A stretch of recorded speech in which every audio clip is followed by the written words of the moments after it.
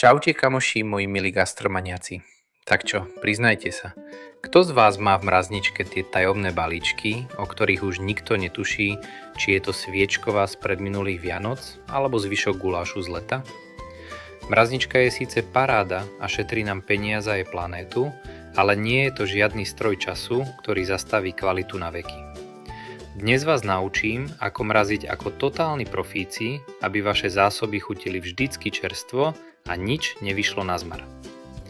Takže, čo budeme k tomuto nášmu mraziacemu maratónu potrebovať? Určite si zožente hrubšie vrecká určené priamo do mrazničky alebo ideálne vákuovačku, lebo vzduch je v mraze náš najväčší nepriateľ.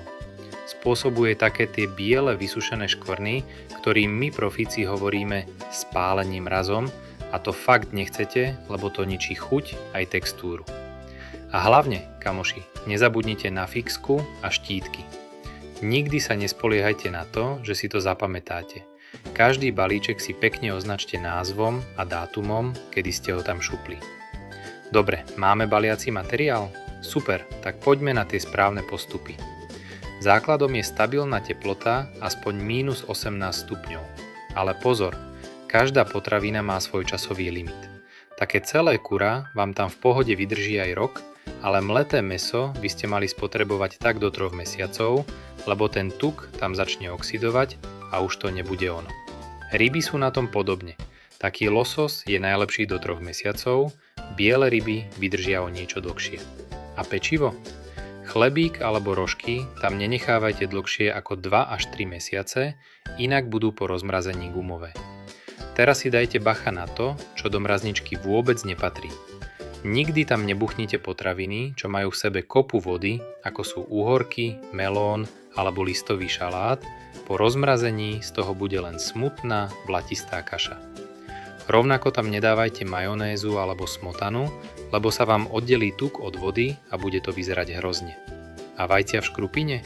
To radšej neskúšajte, lebo vám v tom mraze jednoducho prasknú a budete mať v mrazničke poriadny neporiadok. A teraz môj malý trik, ktorý z vás urobí hviezdu kuchyne. Keď chcete mraziť čerstvú zeleninu, ako je brokolica, fazulka alebo mrkva, vždycky ju najprv blanšírujte.